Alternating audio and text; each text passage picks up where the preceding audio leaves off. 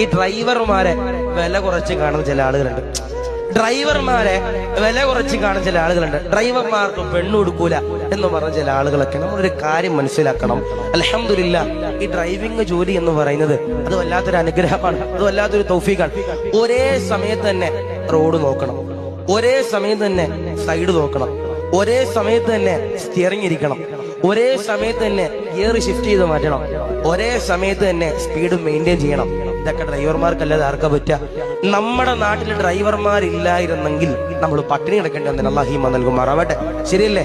ഓരോറക്കം ഒളിച്ചുകൊണ്ട് വണ്ടി ഓടിക്കണോണ്ടാണ് സാധനങ്ങൾ തമിഴ്നാട്ടിൽ നിന്നും അവിടെ നിന്നും ഇവിടെ നിന്നും ഒക്കെ നമുക്ക് എത്തണത്. അല്ലാഹുവേ, ഞങ്ങളുടെ നാട്ടിലെ ഡ്രൈവർമാര് അവർക്കൊക്കെ ആഫിയത്ത് കൊടുക്കണേ റഹ്മാനെ, ദീർഘായുസ്സ് നൽകണേ റഹ്മാനെ. അവർക്കൊക്കെ നീ ഖൈറിന്റെ കവാടങ്ങൾ നീ തുറന്നു കൊടുക്കണേ റഹ്മാനെ. നിഅമത്തുകൾ അവർക്ക് നീ ഏറ്റി കൊടുക്കണേ റഹ്മാനെ.